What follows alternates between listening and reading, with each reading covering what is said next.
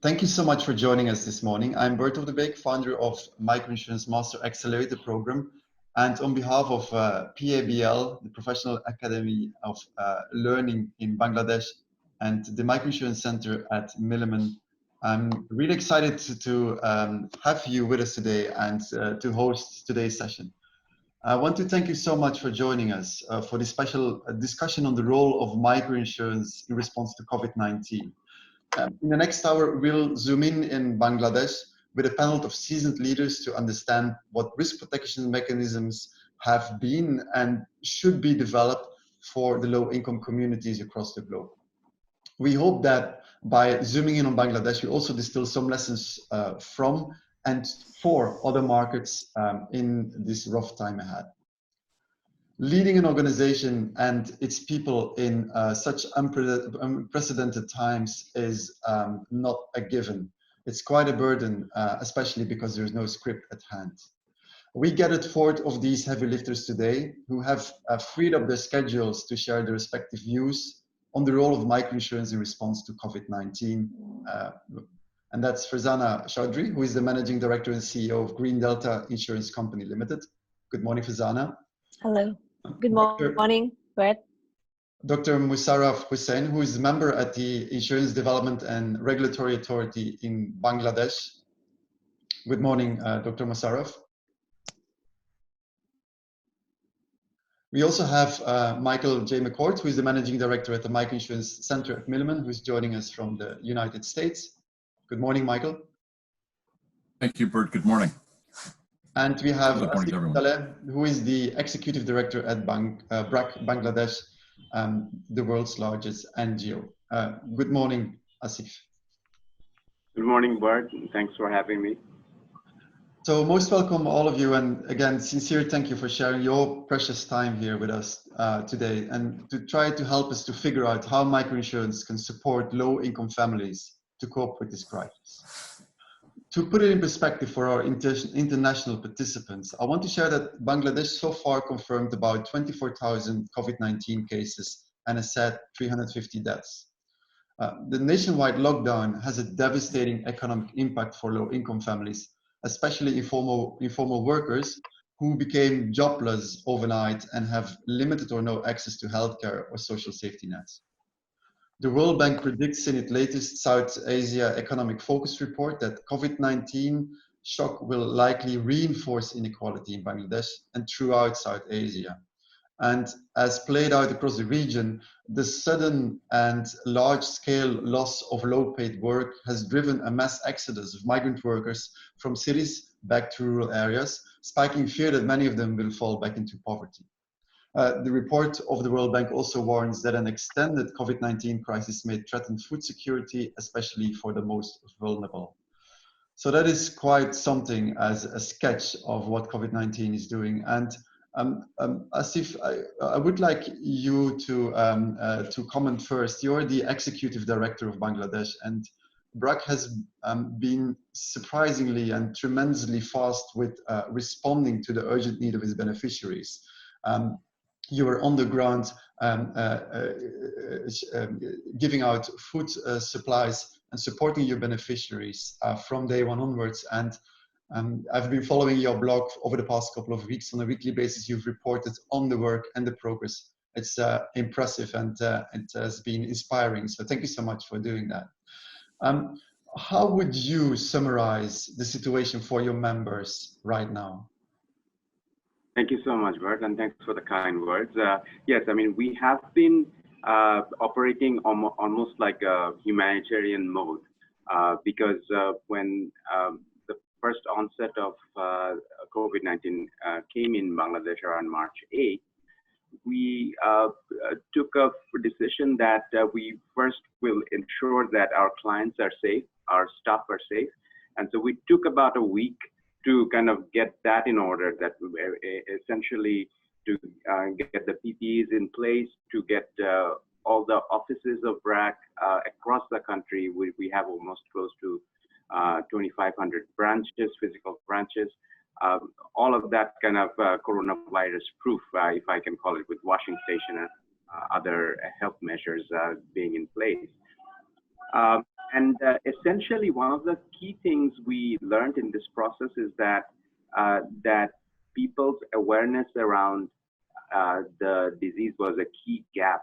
So then we quickly mobilized all our staff and volunteers across the organization, about 100,000 of them, who stopped everything. Of course, the microfinance operations stopped, our education, all the other programs, large-scale programs that we have, they stopped, and they focused on entirely sort of information dissemination around COVID-19. That was very, on one hand, very manual, where we did micings and other things, and then also household level, our healthcare volunteers went and oriented the mothers and others in the family, the disease. Then that was complemented also by the very strong mass media campaign in social media, television, radio, and other places. So March 31st was, March 26th was the time when the economic shutdown started in Bangladesh. We are almost at the 2 months to that economic shutdown. This is ongoing. And on March 31st, we saw that the economic shutdown disproportionately actually affects the poor and particularly the urban poor. So and anticipating that this shutdown was going to continue for a long time, we started fundraising, and at the same time committed our own funds to do emergency cash transfer, starting with the urban poor, because they were mostly the daily laborers and the daily wage workers who doesn't have monthly salary, and at the same time a very informal workplace, and at the same time doesn't have a lot of savings. So they needed emergency support. So we started this emergency cash transfer program. And at the same time, our researchers show that while we thought that urban poor is going to be affected disproportionately, in the last few years, Bangladesh, a lot of peri-urban areas also have urbanized quite significantly. And we saw that the effect of the shutdown actually impacted also the peri-urban and also rural economy. Because this time, what happened was there was a global effect of which actually affected Bangladesh. Like, for example, the ready-made garments workers, close to 1 million of them were laid off because of lack of orders. At the same time, Bangladesh's rural economy also depends a lot on migrant workers' remittances. So that saw a significant drop as well. And a lot of migrant workers actually returned back to Bangladesh. And so that affected the rural economy. The only saving grace for Bangladesh was the agriculture sector. So that kind of kept things going. At the same time, we had a very good crops, bumper crops. So essentially, so there was this economic dimension of this disease, which was going hand in hand in parallel with the public health dimension, where because of the lockdown, I think the initial phases, the spread was reduced. But we are now at a stage where we are, I mean, the testing was ramped up. We now are doing about, yesterday we saw that the testing reached almost 10,000. So the confirmed cases has gone up as well significantly. So we have about 23,000 plus people who have been confirmed. The death is about 349, and the death rate is about 1.5%. This is an interesting phenomena, significantly lower than the Western countries that we have seen, that the death rate is across South Asia as well. I believe that's a common phenomena. This is probably related to the fact that there's a relatively younger population here. But again, the jury is still out there in terms of how much it will affect us in terms of people dying. I can give you a bit more detail on the public health dimension. But of course, that there is that economic dimension, there's public health dimension, and there's the third dimension is the social dimension. We are seeing more and more in the community in terms of people are being afraid to report on the disease. They're anticipating that there would be a heavy toll on the communities. The community, because communities are getting locked down if their diseases are reported. So, and that is hampering also people's ability to get proper treatment in case of very critical cases. So I'll stop here and then maybe take further questions. Thank you, Asif, and for this clear and concise sketch of the situation. So at BRAC, you see the crisis in three phases: relieve, recovery, rebuild, where most of the effort so far has been obviously on the relieve. As the lockdown is easing, we are going probably into the recovery phase. So what are the urgencies? What do you anticipate to be the urgent needs for your members in these following phases? Yeah, thanks. That's a great question. I mean, absolutely. That the relief phase is probably coming to an end. We kind of, from our side, we reached out to about 300,000 households with the immediate cash transfer. Government has also started a cash transfer program as of May 14. So as the lockdown exit strategy is in place, we anticipate there's this annual religious festival of Eid that's going to come next week. And after that, probably further relaxation of lockdown is anticipated. So people have already gone into a bit of a recovery mode. From microfinance's perspective, we feel that microfinance is going to play a key role in this recovery phase. And Microfinance Regulatory Authority in Bangladesh has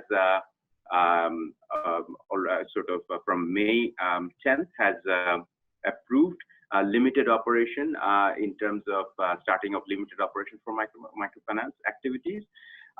So, and in the first week, we have seen that there's a lot of interest from our borrowers to restart, take loans and restart their business activities, small business activities, and engage in the recovery activities. So we see that from June onwards, potentially, people will need a lot of cash to kind of restart their economic engine in the rural and both urban areas. And so there would be a big role for my MFIs to play in terms of ensuring that this cash and this loan is available for them. And at the same time, there would be a group which has been affected badly. So they probably would need some level of hand-holding in the meantime. I mean, there's also the ultra-poor group. They are not going to be able to, they don't depend on businesses. They depend on their own sort of economic activities. So that group needs to be sustained and supported in the short term.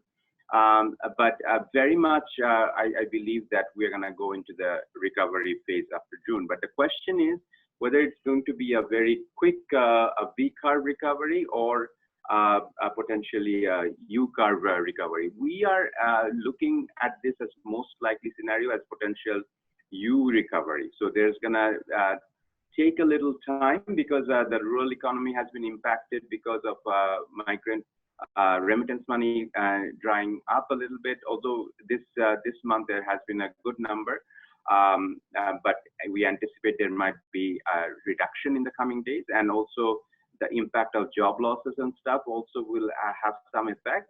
So it's gonna be a slightly slower recovery than a very quick recovery.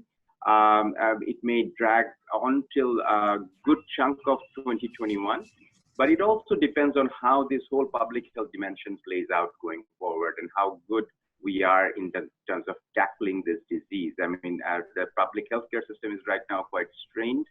At the same time, we are sort of anticipating the peak is going to happen next week or the week after, in the next couple of weeks. And then if the things start to come down, I think there's going to be also one level of social acceptance around that we have to coexist with the virus for some time. And how do we sort of coexist and adjust to this new normal is going to be determining the factor. But my our experience with our people in Bangladesh, that people are very, very resilient and resourceful. So they will very quickly try to go back into normal mode of operation in terms of their economic life. So thank you. All right, thank you so much, Asif, and for giving us this insight and this level playing field from where we can learn. And you already gave some pointers as to where microinsurance can come into play, and we'll discuss that later on. But now I would like to switch gears a little bit and look at the regulatory landscape of insurance and insurance in Bangladesh in particular. So Dr. Mosharraf Hossain, you're a member of the Insurance Development and Regulatory Authority in Bangladesh. We have seen insurance regulators taking different initiatives in light of COVID-19. In India, for instance, the regulator has encouraged insurers to develop COVID-19 covers. In Nepal, the regulator has put together all insurers to issue the same policy. And Vietnam, the regulator discouraged insurers actually to deploy COVID-19 covers because a lot is taken care of by the social protection scheme. And as such, it seems there is no need for private players covering COVID-19. Where does the Insurance Development and Regulatory Authority stands in this perspective? Thank you, Bert. In fact, what Asif said, it has become a new normal in our all over the world, not only in Bangladesh. And you must admit, Bangladesh is a highly populated country, and particularly the capital city is mostly dense city among the capital cities in the world. In fact, we are trying to have a product from the end of the regulators for covering the risk of COVID-19 for the last couple of weeks. But you see, we do not have the pattern of the risks, how much might be the affected, and among the affected people, how much might be fall into death or severe sickness. You must admit again that the cost of the treatment is not that much, but the risk of death is so far high, though we are not facing that sort of high rate of death in our country. Still then, we need to have on the table the rate of risks, and then that is the mortality, and then the morbidity rate. Then we would be able to devise a premium rate for the COVID product. Nevertheless, we have tried to have a COVID product taking help from the qualified actuary. And firstly, we tried to give a insurance product for the people who are fighting out these evils, like doctors, nurse, health workers, and our armed forces like army, police, etc. Those who are engaged with this COVID trying time.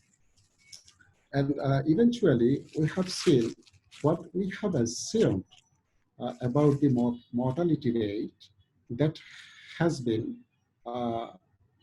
remarkably changed by the time. That's why we are in the process of trial and erroring the total process, and hopefully we'll be able to do in a very short span of time.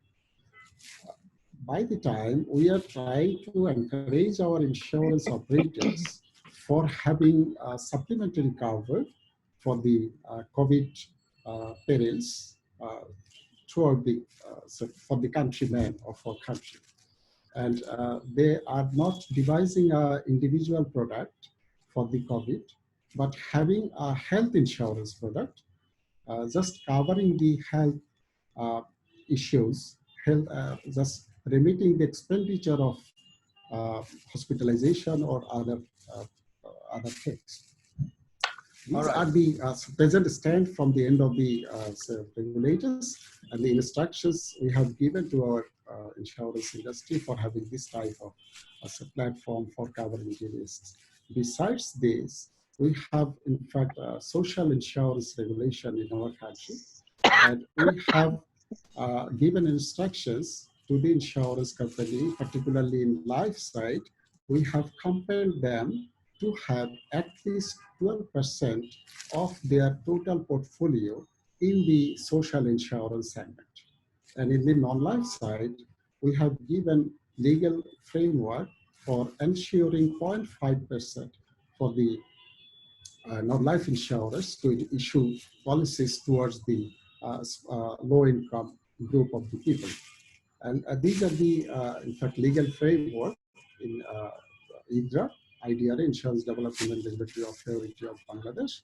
So, by the end of this month, we'll be having the, in fact, real phenomena of the COVID impact in terms of economic impact, in terms of other types of risks like death risk, and the morbidity risk. After getting that statistics, then we will devise the conclusive product for covering the COVID-19.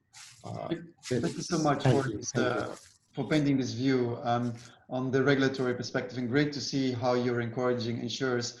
A quick question in between: is there any fast track for approval on COVID-19 covers, or does it follow the normal procedures when it comes to the regulatory approval of new products? In fact, say if you need to, if you are going to sell a complete product for the COVID, then you have to have the approval from the regulator's office. But if you want to sell it as a supplementary one, then you don't need to have the prior approval. So at this point of time, we are encouraging our insurance companies to sell the COVID product as a supplementary one. Understood. Rather selling it as an individual policy cover. Okay. What have you seen working in the market, or what have you seen that insurers are actually already doing at this stage in response to COVID-19, and obviously in particular when it comes to low-income communities and cover for low-income clients? Okay. In fact, you must again admit with me that the Bangladesh is the pioneer in inventing the microinsurance for the low-income group of the people. And so again, I must say, Bangladesh has won the Nobel Prize in microfinance. In early leg of 90s, we have invented this microinsurance product, first time of its kind in Bangladesh. And we have framed a product having 9 people in a group, and all these 9 people will contribute an amount and take some sort of microfinance from the insurance company. Eventually, we have seen the recovery rate was so poor, and we discarded that type of product, and then shifted to a purely insurance product for the poor people, have not corner of the society, and that has remarkable success among the 32 life insurance companies in our country. Besides the life insurance companies, our non-life insurance companies has come up with the microinsurance products, giving the covering the small shopkeepers' property, covering the say for example boatman's boat, besides their lives even.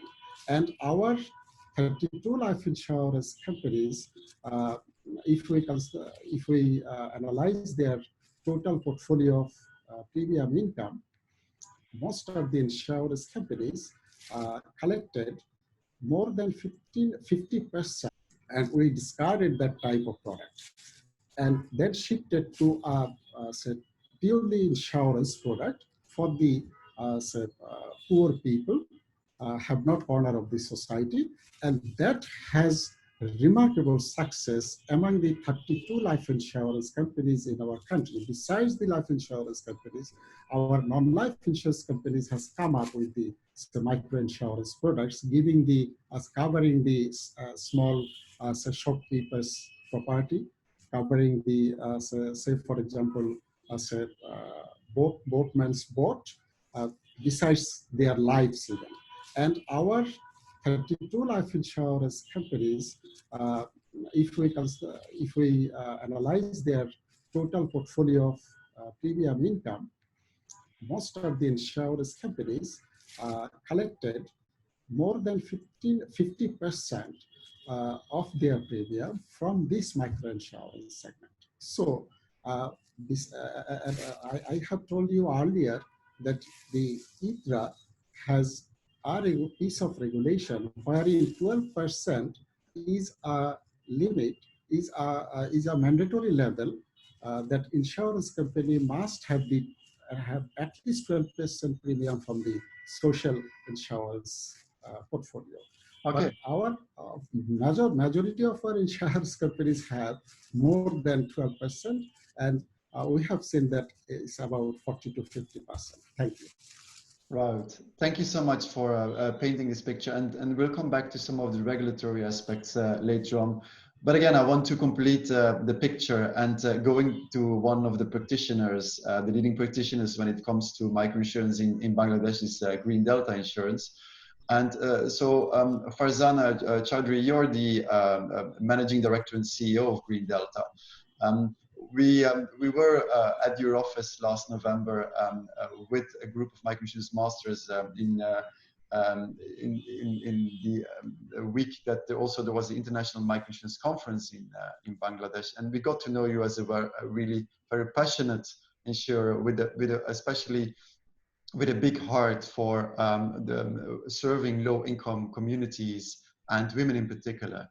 Next to keeping the company afloat, this must be a challenging time. And so I wonder, when it comes to your offering in health, in agriculture, to low-income customers, how is this working out now in times of COVID-19? Have you had to change your offering, or is it actually already including your offering for the low-income sector in light of COVID-19? Well, as you know that in Bangladesh, the awareness of insurance is now a little bit, taking shape. But we have started with the humanitarian thing because for the marginal people, we have pilot projects with the Health Ministry. That's the SSK project, where we're covering more than 650,000, and also with other corporates and other institutions that we have partnered with and NGOs. Here, I think helping them is the main thing. I mean, because the COVID, the hospitalization and the expenses are actually covered by the government as yet. So the responsibility is not in our shoulder as yet. But as you know, as our health insurance concerned, we do not have the coverage for the pandemic. And since we are in discussion with our reinsurers, various reinsurers, that how to get this coverage line with all the health coverage that we have for the micro insurance segment people. But on our side, what we have done is we have joined hands with a mobile financial service operator, and we have trying to get funds to help the farmers. We have given a one-day salary, and we have distributed PPE, mask, and the food and others to women, youth, and through other institutions. So this was the first step that we have done, and interestingly, we have seen that people are now more interested in health coverage, and we did come up with those proposals that how we can also build up some fund as an as an association, because I also sit at the association Bangladesh Insurance Association board, and we have sent proposals to IDRA as well, so they're also working on it, how we can materialize this, because pandemic is not covered, whether we can generate more funds, and with the help of the government and the private sector, how we can partner with hospitals and NGOs and with their members, how we can help the COVID victims. But as yet, these proposals are in the discussion phase as well. Right. So it really has been more, as also Asif shared about BRAC, the focus is on helping right now. It's interesting you mentioned Absolutely. that. Helping is the main thing, because we are thinking of what will happen after COVID, because that is the, I think, the biggest challenge that we have. That, I mean, just helping them will not actually, solve the problem. We have to engage them in the economic activity as quickly as possible after the COVID situation. So you raised the question yourself, what would happen after the lockdown? And you mentioned that there is an increase in interest in health insurance. So how do you anticipate this will work out for Green Delta Insurance? What do you expect that will happen next? I think, it'll be, the fund that we are generating, that will help them to sustain. And also, government has giving packages, loan packages for SMEs and, microfinance organizations and through other banks. These packages we can partner with institutions and hospitals, and also with the retailers, and can join hands and give these loan amounts through an insurance policy, so that they can cover up, and they can go back into the economic activity. So we have started with the farmers, and because agriculture is the is a key, is the heart of this country, and everything, all their production, everything depends on their activity. I mean, our economies depends on their activities. And also we are hoping this will, after the lockdown, through funding, through awareness campaign, through trainings, through online trainings, and I think through mobile penetration. And this is a time that we can reach out to as many people as possible. And here, I think multiple stakeholders approach is very much needed. Where microfinance institutions, banks, and NGOs and insurers, can join hands together. So we need those policy reforms, and those COVID proposals. Needs to be vetted by the CRC committee of the IDRA. That needs to be done very quickly. So. All right. Thank you so much, Farzanah. And indeed, there's still so much to do. And a multi-sector approach is something that I'm hear you saying, and has been coming back as well in the previous exchanges. So I would like to put what we are discussing here a little bit in an international perspective. So we want to take a virtual flight across the ocean. That's one of the things we can still do. And in the United States, in Appletown, Michael McCord, who is with us today. It's already past midnight. So Michael, thank you so much for going way out of your comfort zone, for joining us this morning.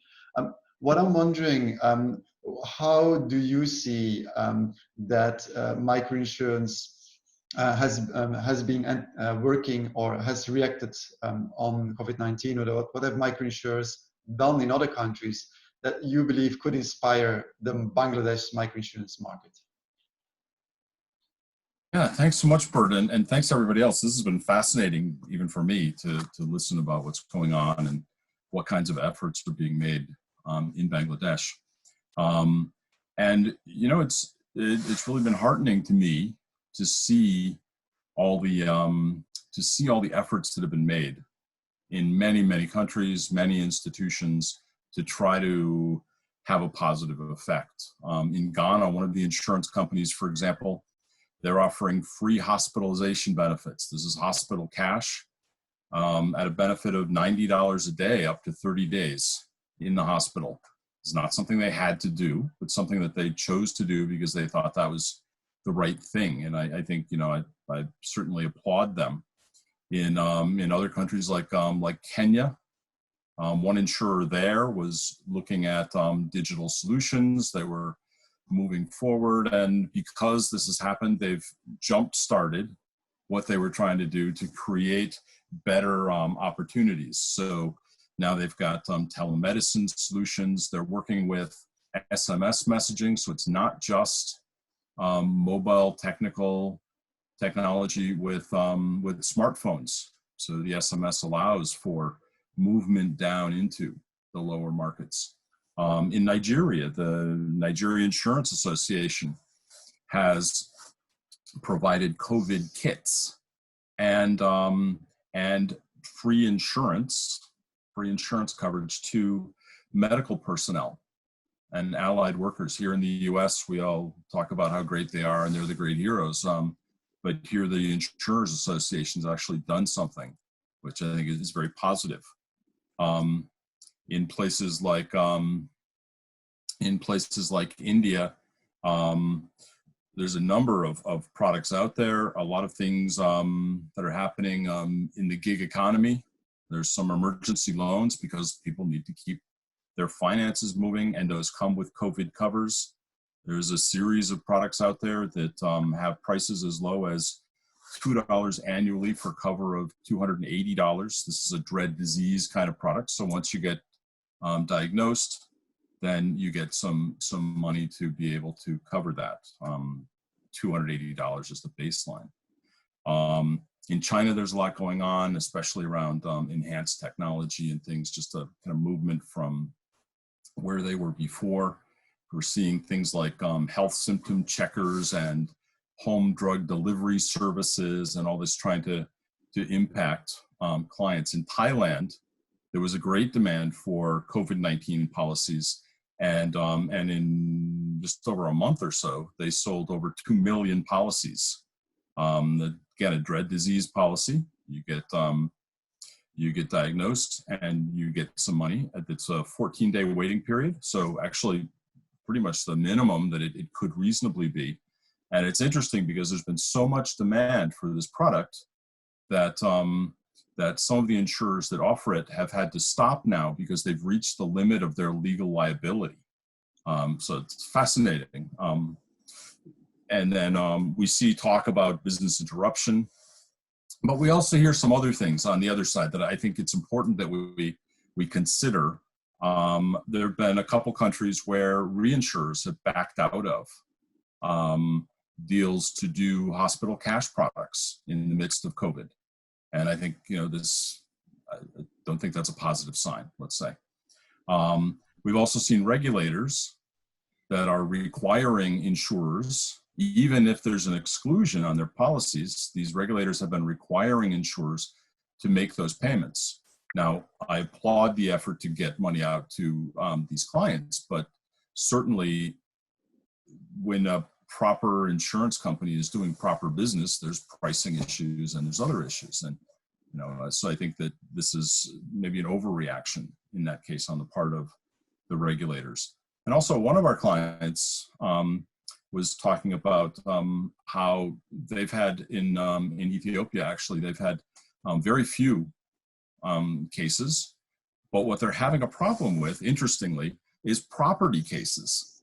Because what's happening, like Asif was saying before, right, the business owners aren't able to do their work. And so what's happening is that they're trying to put in what are seen to be fraudulent property claims to try to generate some income from the insurance company. So a lot of positive things going on out there, but some things to start watching out for, I think some concerns. Absolutely. And interestingly, also a lot of things that go beyond just an indemnity cover, which is also about prevention, about helping, indeed, as both Asif and Farzanah were saying, helping in times of need, which is ultimately what is your understanding of the change in products needs going forward in light of COVID-19? Yeah, I think that we need to be more clever, and I think this is one of the things that some of these insurers, these examples that I mentioned, people are starting to think more, and certainly, Farzanah is a great example, and the work that gets done at Green Delta is a great example of thinking about what our clients really need. And so I think this is really important. To be fair, if we look at Bangladesh, about 3/4 of the microinsurance that we identified in this study of 40 insurers in Bangladesh, comes to about 75% on life and disability. And that's just about where the other countries are too, India, Indonesia, Philippines. Where I think we need to start seeing more and more is, of course, in the health range, which now is between 10 and 15%, again, based on those that we surveyed. And I think, one of the things that I'm hoping, a positive side of the COVID experience, is going to be that insurers start to look more carefully at what are the things that people really need? Where are the biggest risks and such? And, I've been watching the diaries that Stuart Rutherford compiles out of Bangladesh. And it's been fascinating to watch how low-income people manage their finances. And I think these kinds of studies, this kind of work, will help us to understand better what those needs are. And I honestly think that this experience is going to help lead insurers to thinking about this in a deeper way. Not just here's a basic product, but here's something that people really need. All right, thank you so much, Michael, for giving us this international perspective as well, and then bringing it back to Bangladesh. I would like to now to open, let's say, the debate among all of us, and thank you all for all participants. Already a great couple of questions are coming in via the Q&A function, so please keep on asking your questions, and I will integrate them as we go along. Asif, I want to turn back to you first. So we discussed that you're really helping your members now with helping them to recover and get back on their feet. You did a rapid survey early April, where actually it was clear that from I believe it was a cohort of about 3,000 survey participants, 9 out of 10 were below the poverty line, and before it was 3 out of 10. So that's a devastating impact. Obviously, also because a lot of people live on a daily income, or daily income earners. So now with the lockdown easing, indeed the Eid festivities will put the social distancing at a severe test. But how do you see the risks that the families you're working with? How do you see, what are the really the urgent risks, and where do you believe that microinsurance can come into play? Thank you so much, Bert. I mean, before I go to that question, let me just give you a couple of information on life insurance that we had introduced back in 2017. Early January, we introduced for our borrowers, where we basically, it's called a product called Credit Shield, where so anybody who takes our loan has the option of taking the Credit Shield, which is about, for a single policy, about 0.3% of the loan, and that covers them in terms of death or a disability, so that the family doesn't get settled with the loan amount that the borrower has taken. So that loan gets waived, and also the family gets a small amount of cash, immediate cash, to cover some hospital expenses, funeral expenses, and others. So that's coverage that became quite popular with our borrowers. So we now have about 5.5 million of our borrowers who have taken the coverage, and this does cover epidemics and pandemics. So in terms of any death happening because of COVID-19, so they are going to be covered through this. So I think that gives them an additional level of comfort.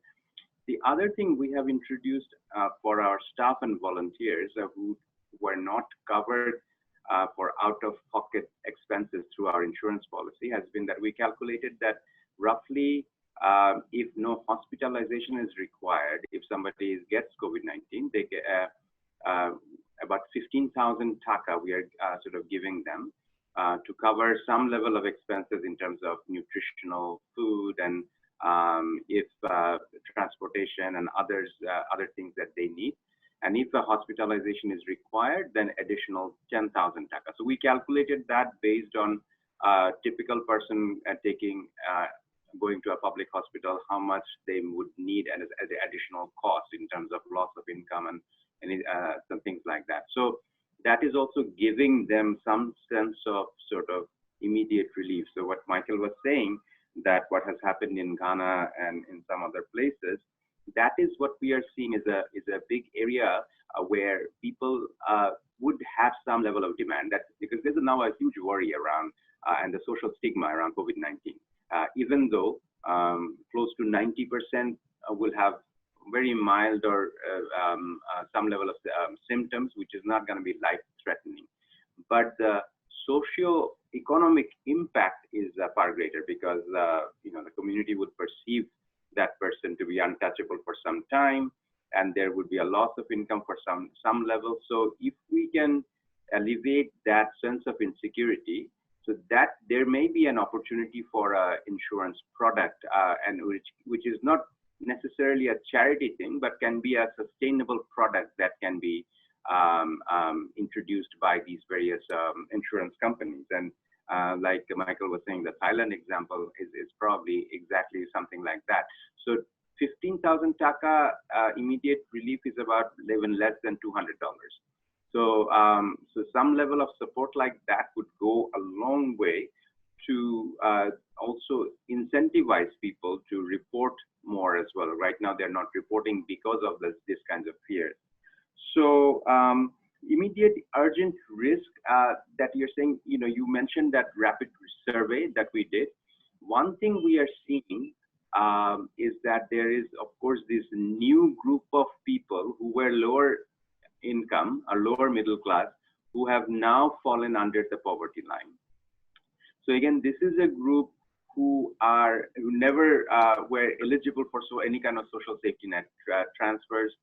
There's no self-reporting mechanism in Bangladesh. So this is a group which will be probably much more inclined to take this kinds of services, in my opinion, because they are probably more familiar with insurance and other things. I mean, so there's a bit of a taboo around microinsurance as well with the poor people who are poor. Unless they see the benefit of it, they're not willing to pay for it. So I agree with what Farzanah said, that if you can actually link up with community-based organizations who are more in touch with what is the need of the community, I think there are opportunities to do some rapid innovation in this crisis and look at that as a huge opportunity. And that's I think for us now the bigger risk is that when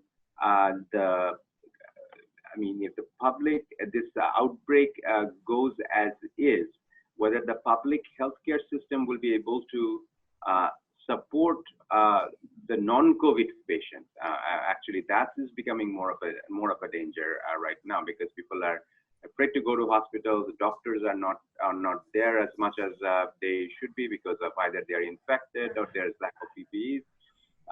So that's a big risk for us, that the normal diseases do not get reported and get treated as a result. More people may die because of that.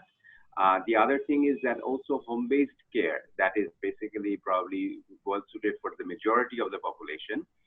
They may, how do we ensure support for them? I mean, they may need as basic things like just an oxygen facility and stuff.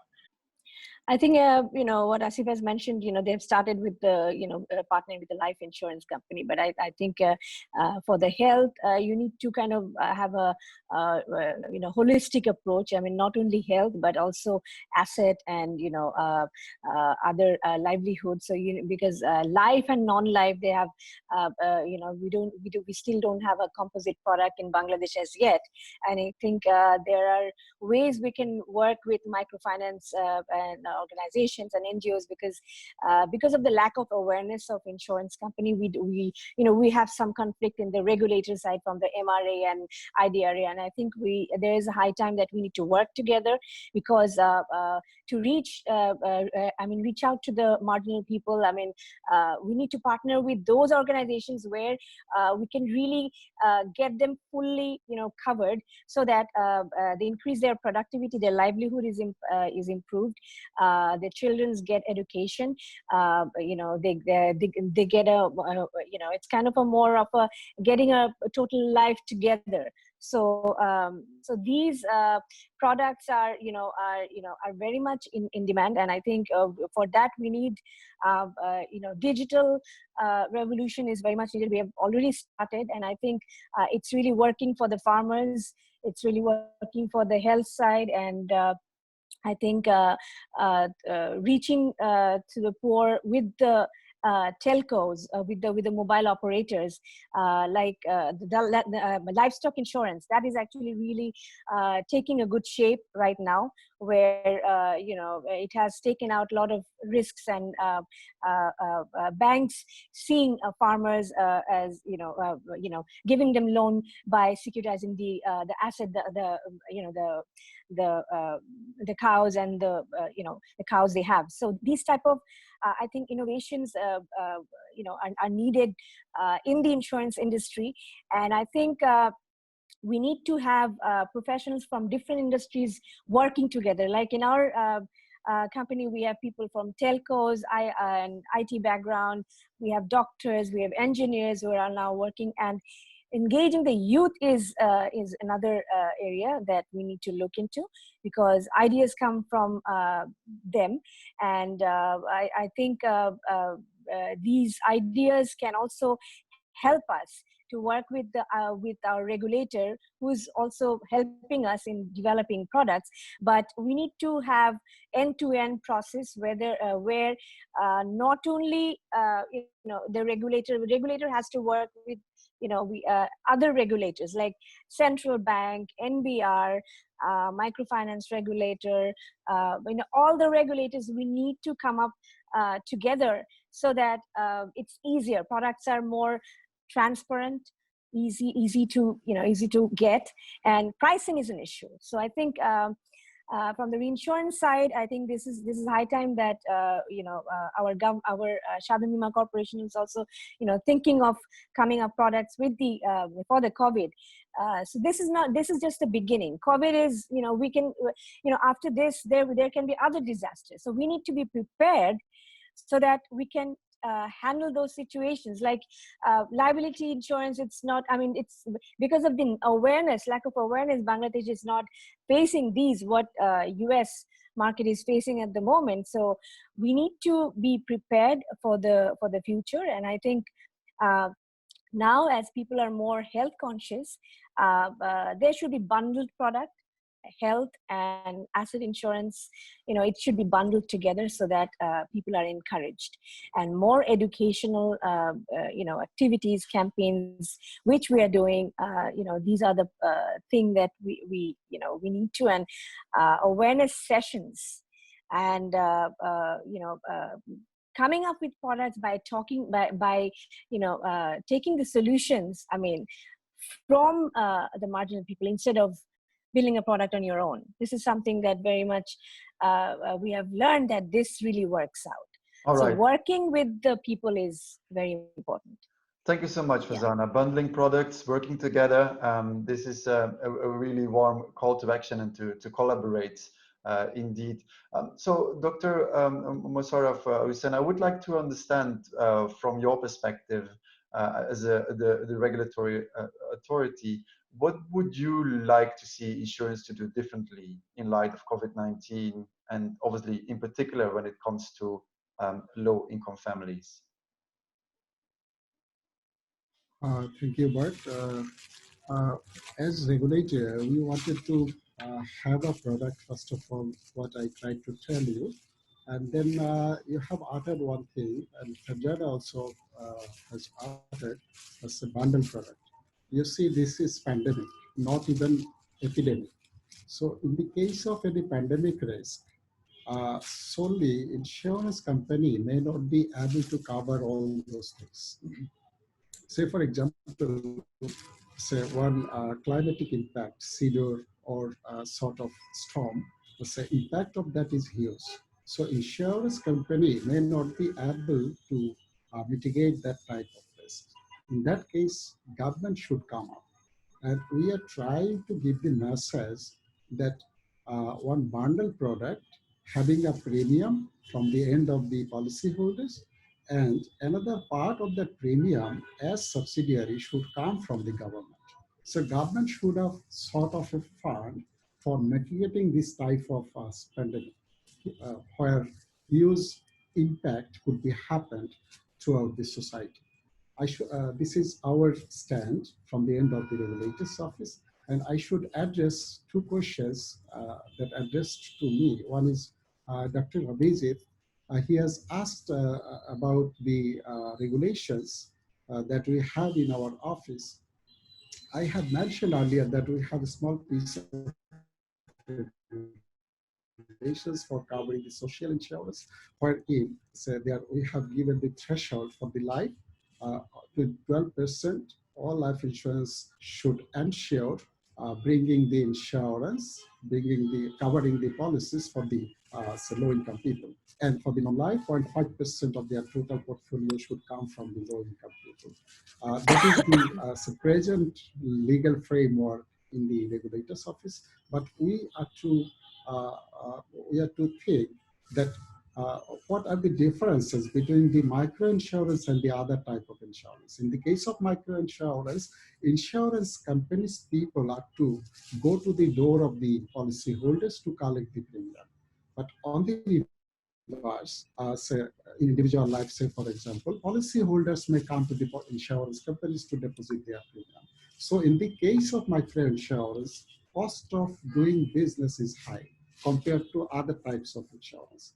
In that case, we are to frame a legal framework, keeping in mind, giving them rooms to incur more expenses compared to other types of insurance, particularly in microinsurance. And then we have to think for having maintaining huge database. We have to think for having different type of actuarial valuation dimensions. So we are planning to have complete set of regulations for the microinsurance operations. As I have mentioned earlier, that in our country, our all insurance companies having a substantial portfolio part from the microinsurance sector. Another question, Mr.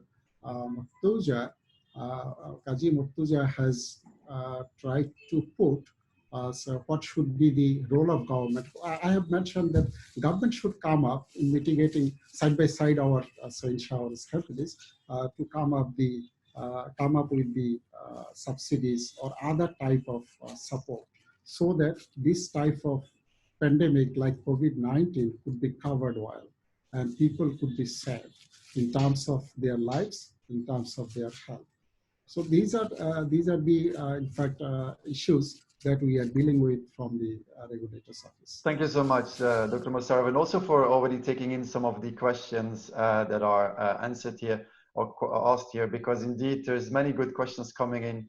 Unfortunately, we are reaching already the end of our power hour.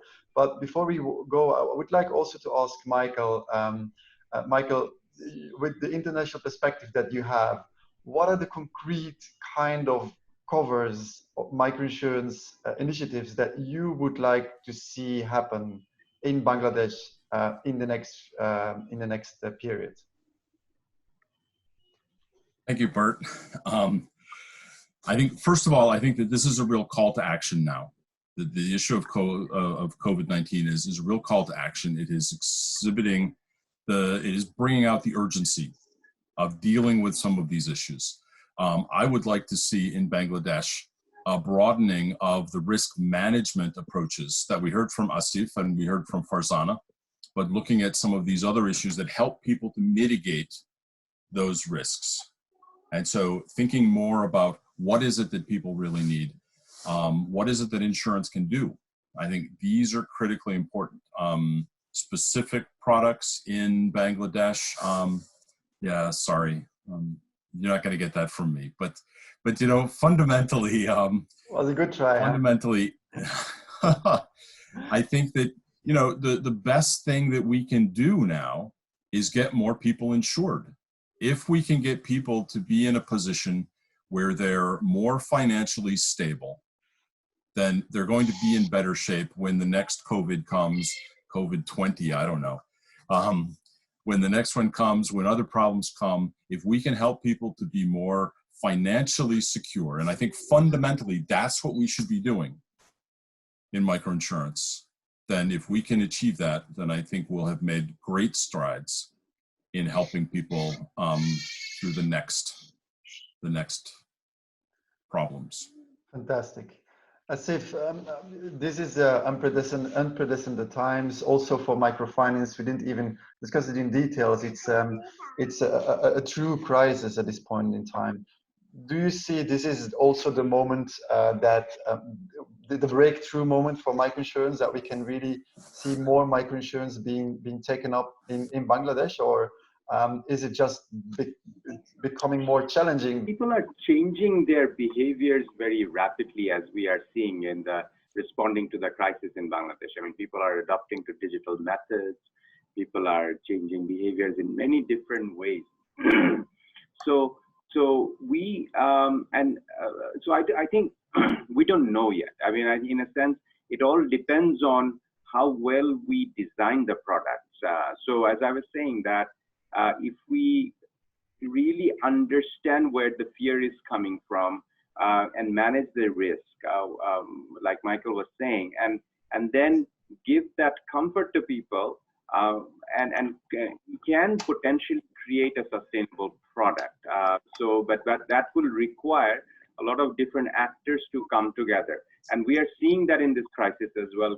There are a lot of partnerships are emerging very fast between government, private sector, social sector, government sector. And a lot of these, I think they're innovating as we speak. I mean, building the plane as we are flying. And then that's what's needed. That, you need prototyping, you need that learning to be taken and quickly sort of evolve from there. So a lot of these things are happening. I think if we can do the designing phase like that, we can actually come up with something like that. Because I think there's growing acceptance in Bangladesh and in other countries that, until the vaccination comes, if the vaccination comes, and then for us to, as a developing country, to get the vaccination and get everybody immunized, is going to take at least 2 to 3 years. So we need to coexist with the virus for at least 2 to 3 years. So there is room for real good opportunity to come up with a very good health insurance product, which will alleviate the anxiety that is engulfing the majority part of the country right now. Thank you so much for these encouraging words. Building the plane as we are flying, and indeed, it's quite an opportunity. Never let a good crisis go to waste. They say it's a very severe crisis that low-income communities are in right now, and indeed, there is so much that we need to do. Going from the questions that are still coming in, I think we can go for another hour.